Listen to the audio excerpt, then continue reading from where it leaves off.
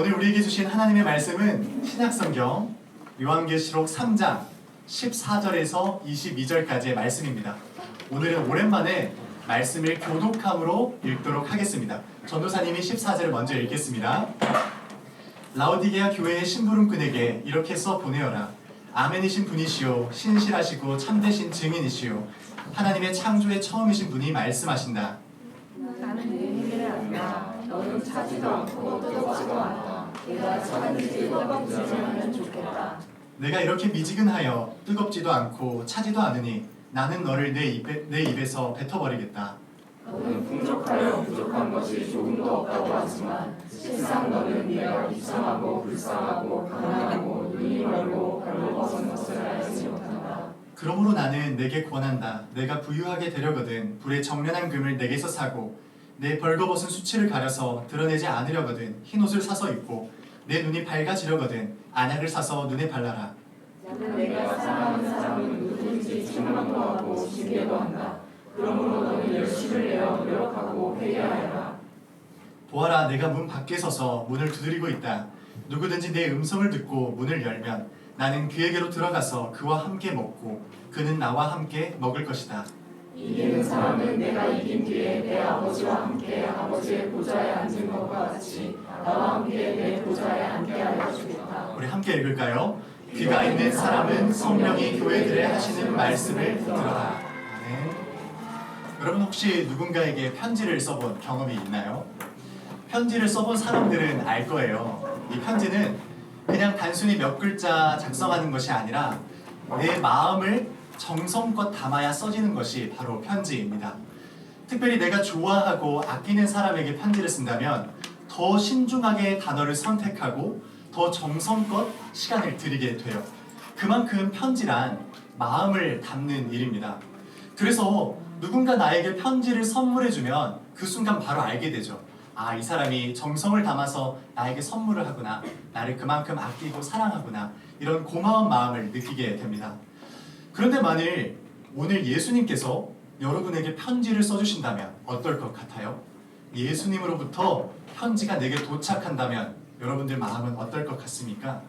주님이 나를 떠올리시면서 무슨 말씀을 하셨을지 기대되고 또 설레는 마음으로 그 편지의 내용을 열어보지 않겠어요? 오늘 우리가 함께 읽은 말씀은 바로 그런 말씀이에요. 요한계시록의 첫 부분은 예수님께서 7교회에 보낸 편지로 시작합니다. 그 중에서도 오늘은 라오디게아라고 불리는 교회에 보내는 마지막 편지예요. 이 편지는 여러분, 과거에 옛날에 있었던 교회에 보내는 편지로 그치는 것이 아닙니다. 오늘 이 자리에 있는 여러분들에게도 주님은 동일한 마음으로 말씀하고 계세요. 그래서 오늘 말씀을 통해 예수님이 라오디게아 교회에게 어떤 말씀을 하셨는지, 또 오늘 이 자리에 있는 우리에게는 어떤 마음으로 무슨 말씀을 하고 계시는지를 함께 살펴보도록 하겠습니다. 오늘 본문의 시작을 보니 예수님은 편지의 시작부터 책망하시는 말씀을 하세요. 우리 15절, 16절 말씀을 함께 읽겠습니다. 시작. 너는 내 행위를 안다. 너는 차지도 않고 뜨겁지도 않다. 내가 차든지 뜨겁든지 하면 좋겠다. 내가 이렇게 미지근하여 뜨겁지도 않고 차지도 않으니 나는. 보세요. 우리가 기대했던 편지의 내용과는 달리 주님은 편지의 시작부터 우리를 강하게 책망하시는 말씀으로 지금 시작하고 계세요. 내용을 자세히 보니까 우리의 행위를 알고 계신데요. 여러분, 여기에서 알다라는 동사에 주목해 볼 필요가 있습니다. 예를 들어 볼까요? 전도사님이 오늘 홍보 영상에서 전도사님을 꼭 안아줬던 누구죠? 예수님이시죠. 실제로 예수님은 아니고 의석선생님이시죠. 전도사님이 의석선생님에 대해서 안다고 할 때 의석선생님의 키에 대해서 알 수도 있고 의석선생님의 발냄새에 대해서 알 수도 있고 또 의석선생님의 취미에 대해서도 알 수도 있겠죠. 우리가 누군가를 안다는 것은 그 안다는 폭이 굉장히 넓습니다. 그런데 주님이 여기서 말씀하시는 네 행위를 안다, 여기서 말하는 그 알다라는 동사는 단순히 발냄새를 알고 취미를 알고 키를 아는 그 정도 차원을 넘어서서 우리의 마음 중심까지 아주 정확하게 알고 계신다는 뜻이에요. 쉽게 말하면 다른 사람한테는 드러나지 않는 내 마음속 깊은 고민과 생각, 그리고 나의 마음의 태도까지도 주님은 알고 계신다고 말씀하고 있는 거예요. 정리하면 지금 예수님은 편지의 시작에 이렇게 말씀하는 거예요. 내가 너희들의 속마음을, 마음의 중심을 들여다보니 그 마음이 차지도 뜨겁지도 않고 미지근하구나, 이렇게 말씀하고 있는 거예요. 여러분, 갑자기 주님은 온도에 대해서 이야기를 해요. 차지도 뜨겁지도 않고 미지근하다. 어떤 온도의 비유를 들면서 우리의 마음 상태를 이야기하고 계십니다. 이 말씀을 이해하려면 우리가 라오디게아 지역의 배경을 알아야 해요. 이 라오디게아 지역은 지금의 튀르키예, 과거의 터키라고 불렸죠. 이 터키 서부 지역에 위치했던 도시였습니다. 이 도시는 크게 세 가지가 유명했는데요. 하나는 의학, 우리 지금 청소년부 안에서도 의학에 대한 관심이 있는 친구들이 있는데, 두 번째 금융에 대한 관심들이 또 있는 친구들이 좀 있어요. 그리고 우리 친구들 거의 대부분이 좋아하는 의류 산업, 이 세 가지가 굉장히 유명했습니다.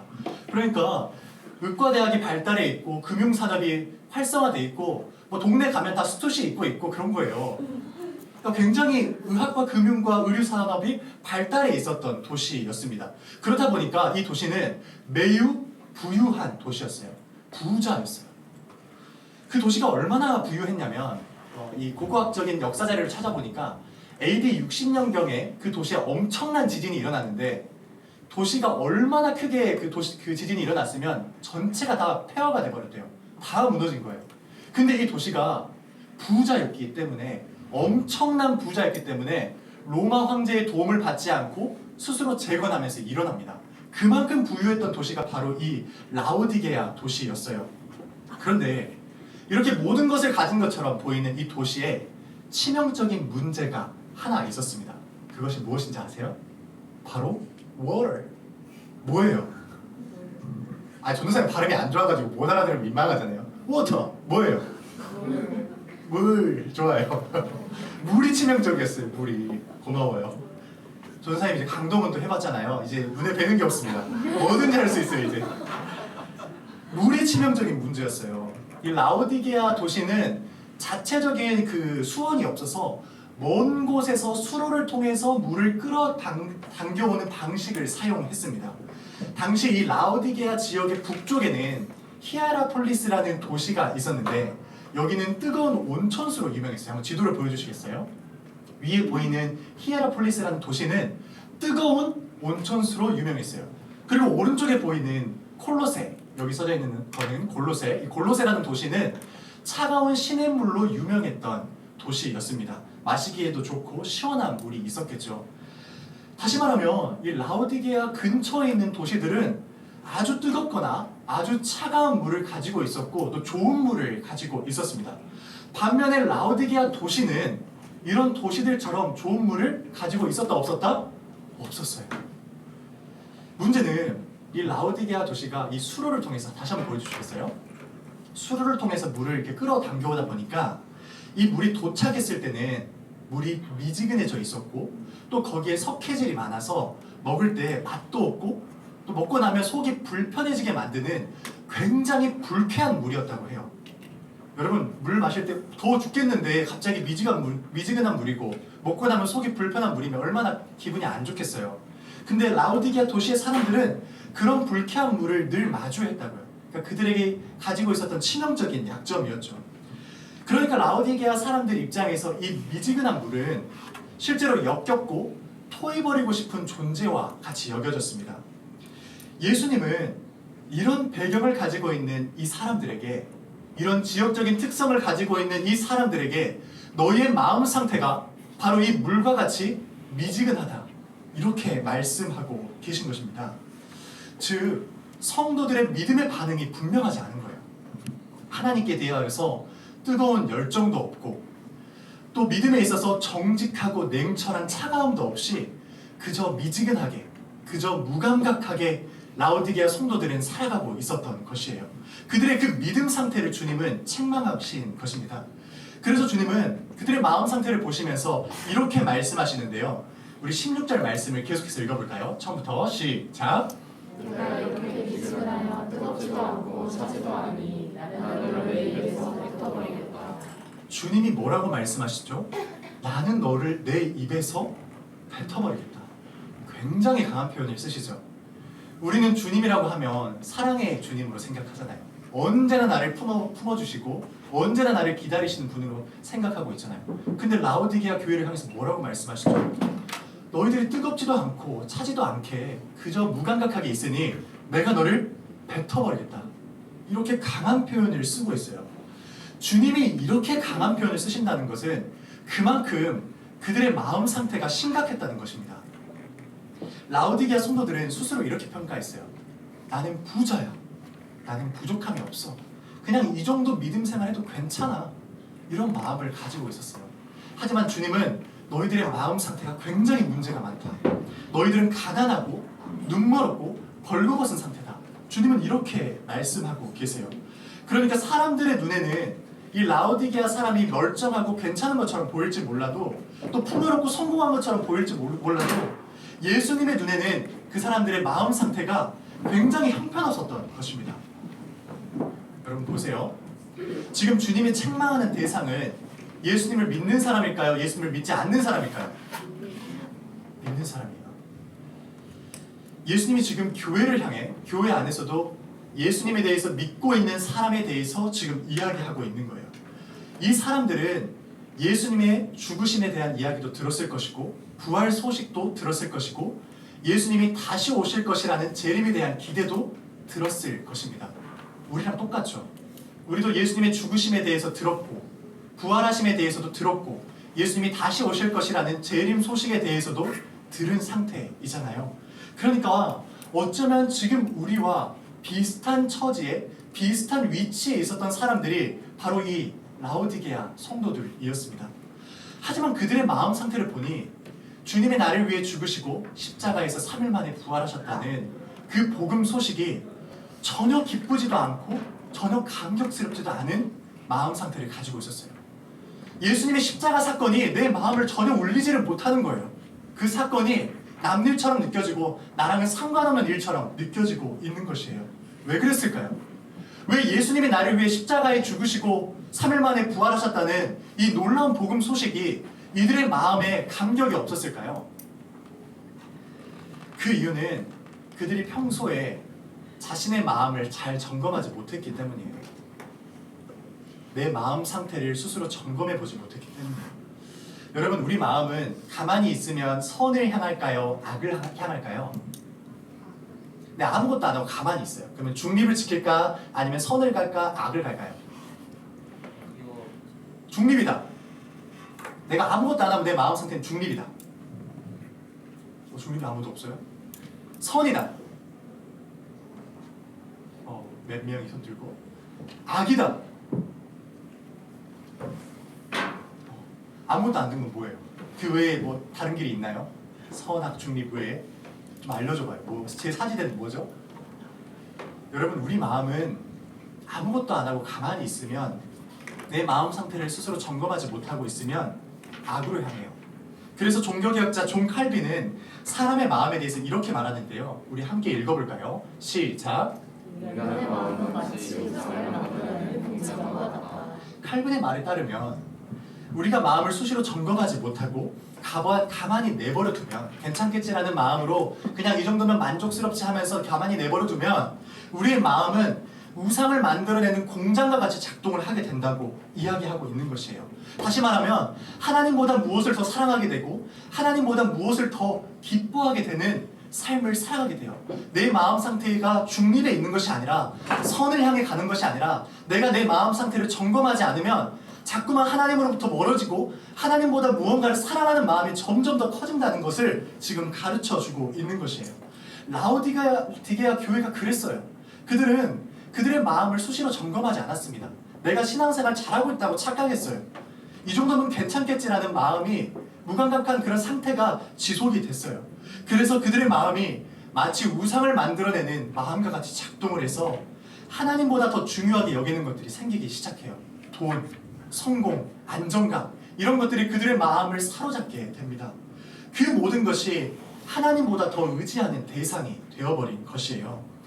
예수님은 그런 그들의 마음의 중심을 보시고 너희는 나를 향한 뜨거운 사랑도 그리고 믿음에 대한 시원한 반응도 잃어버렸다. 그렇게 책망하고 계신 것입니다. 그러면서 예수님이 그 라오디게아의 상태를 구체적으로 진단을 하시는데 그 진단의 말씀을 함께 읽어보겠습니다. 17절 말씀인데요. 시작! 너는 풍족하여 부족한 것이 조금도 없다고 하지만 실상 너는 내가 비참하고 불쌍하고 가난하고 눈이 멀고 벌거벗은 것을 알지 못한다. 여러분 이 말씀을 주목해서 보세요. 주목해서 봐봐요. 지금 예수님이 너희들의 상태를 세 가지로 지금 평가를 하고 계시는데 가난하고 눈이 멀고 벌거벗었다 이렇게 표현하고 있죠. 그런데 이 세 가지 라오디게아가 가장 자신 있어 하는 부분 아니에요? 우리 설교를 시작하면서 라오디게아가 금융으로 유명하고 의학으로 유명하고 또 의류 산업으로 유명하다고 이야기했잖아요. 그런데 주님은 그러한 특성을 가지고 있는 도시에게 반대되는 말씀을 하고 계세요. 너희는 가난하고 눈이 멀었고 벌거벗었다 이렇게 책망하고 계신 것입니다. 왜 이렇게 이야기하셨을까요? 바로 거기서부터 그들의 영적인 상태가, 그들의 마음의 상태가 회복될 수 있는 길이 있기 때문이에요. 주님은 이어서 그 상태에서 회복할 수 있는 길을 제시해 주시는데 우리 18절 말씀도 함께 읽어보겠습니다. 시작! 내가 부유하게 되었거든 그의 정령한 금을 내게 사고 내 벌거벗은 수치를 가려서 드러내지 않으려거든 흰 옷을 사서 입고 내 눈이 밝아지려거든 안약을 사서 내려라. 보세요. 하나씩 지금 전도사님을 함께 살펴봤으면 좋겠어요. 주님은 먼저 불의 정련한 금을 주님으로부터 사라고 말씀하세요. 라오디게아 교회가 위치한 곳은 다시 한번 이야기하지만 금융산업이 발달했던 곳이에요. 그러니까 은행도 많고 돈도 많고 황금도 많은 곳이었습니다. 그래서 사람들은 나는 부자라 생각했고 나는 부유하다 생각했고 부족함이 없다고 생각했어요. 그럼 그들에게 예수님이 말씀하신 거예요. 너희들은 가난한 자이다. 진정한 부는 불의 정련한 금에 있다. 다시 말하면 순전한 믿음에 있다. 이렇게 주님이 말씀하고 있는 거예요. 순전한 믿음이 뭘까요? 예수님이 나를 위해 십자가를 지셨고 그 일로 인해서 내가 하나님께 나아갈 수 있게 됐다는 그 자격을 얻었다는 사실, 그것을 기뻐하고 감사하는 마음이 순전한 믿음이에요. 주님은 그 마음을 불의 정련한 금에 비유하심으로 우리가 회복했으면 좋겠다고 말씀하고 계신 것입니다. 이어서 두 번째로 흰옷을 사서 입으라고 말씀하시죠. 앞서 설명했던 라오디게아 지역은 의류 산업으로 유명했죠. 특별히 이곳은 검은 양털로 유명했던 지역이라고 해요. 여러분 흰 양털은 봤어도 검은 양털은 흔하지 않잖아요. 굉장히 특색 있는 산업이 이루어졌던 곳이에요. 그런데 그렇게 검은색 양털이 잘 팔리고 잘 나오는 곳에게 흰 옷을 입으라고 이야기하고 있어요. 도대체 무슨 말씀을 하고 계신 걸까요? 성경에서 흰 옷은 깨끗함, 정결함, 그리고 거룩함을 의미해요. 그러니까 다시 말하면 너희들이 너희 육신의 몸만 검은 양털로 가릴 것이 아니라 너희 마음 가운데 있는 그 더러운 죄악을 주님이 입혀주시는 흰 옷으로 가리라고, 주님의 그 귀한 보혈의 흰 옷으로 너희들이 정결하게 되라고 말씀하고 계신 것이에요. 그리고 마지막으로 안약을 사서 바르라고 하죠. 안약은 눈을 건강하게 만들고 눈을 치료해주는 약이죠. 전도사님 여기서 안약을 갑자기 언급하는 이유가 있어요. 이 도시가 의학 중에서도 안과에 대한 전문성이 있었던 도시라고 해요. 그러니까 이들은 눈은 건강했던 거예요, 대체로. 하지만 그들의 영적인 눈은 건강하지 못했어요. 내 마음 상태가 지금 악으로 향하는지 주님께로 향하는지 전혀 분간하지 못한 채 그들은 마치 시각장애인처럼 앞을 보지 못하고 영적으로 그렇게 하루하루를 살아가고 있었던 것입니다. 그래서 주님은 너희들의 영적인 눈을 뜨게 해주는 안약이 필요하다고 진단하시고 처방해주고 계신 것이에요. 여러분 오늘 설교를 시작하면서 편지는 감동적인 선물이라고 이야기했죠. 그런데 오늘 편지의 내용을 보니 감동이 되나요? 감동이 전혀 되지 않아요. 전도사님이 비유를 들면 상처받을 것 같아서 우리 선생님한테 얘기를 해볼게요. 한다미 선생님께 전도사님이 우리 건반 치시는 한다미 선생님께 편지를 쓴 거예요. 오랜만에. 우리 선생님 제가 선물 좀 아주 좋아하겠죠? 강동원이 선물을 해줬으니까 우와 강동원이 정말 강동원이 선물을 해줬다 하면서 좋아하실 거예요. 굉장히 선생님들 의문을 가지시는데, 그런데 편지를 열어봤더니 전도사님이 다빈 선생님은 마음이 뜨겁지도 차지도 않습니다. 미지근해서 제가 토해버릴 것 같아요. 그리고 담임 선생님 상태는 매우 가난하고 눈멀었고 벌거벗은 상태와 같아요. 이렇게 전도사님 편지의 시작을 쓴다면 감동이 될까요? 아마 그달부터 전도사님과 한담임 선생님 관계는 굉장히 이상해질 거예요. 어쩌면 손절을 당할지도 몰라요. 그렇죠. 손절 각이죠. 그런데 주님이 지금 이 말씀을 편지에 작성하고 계신 이유는 우리랑 관계를 끊으려고 하는 것이 아니라 손절하려고 하는 것이 아니라 다른 의도가 들어있어요. 그 의도가 적혀있는 말씀이 19절에 나와 있는데 우리 19절 말씀을 함께 읽어보겠습니다. 시작! 나는 내가 사랑하는 사람은 누구든지 책망하고 죽이려고 한다. 그러므로 너는 열심을 내어 노력하고 회개하라. 여러분들은 체벌을 받는 시대가 아니죠. 전도사님은 너무 놀랍게도 어릴 적에 굉장히 부잡해서 그 부모님께 매를 많이 맞았습니다. 매를 좀 많이 맞게 생겼나요? 이것만 고개를 끄덕이면 어떡하죠? 정말 전도사님 매를 정말 많이 맞았어요. 다양한 매로 해초리로도 맞아보고 옷걸이로도 맞아보고 어디서 공수해온 나무를 가지고 와가지고 막 대나무 같은 걸로 막 때리시고 그래서 전도사님이 체형은 왜소하지만 맷집이 굉장히 강합니다. 많이 맞아봤기 때문이에요. 여러분 부모님이 전도사님을 미워해서 싫어해서 매를 때리셨을까요? 여러분 세대는 싫어해서 때렸다고 생각할 수도 있을 것 같은데 저희 부모님은 전도사님 너무 사랑하세요.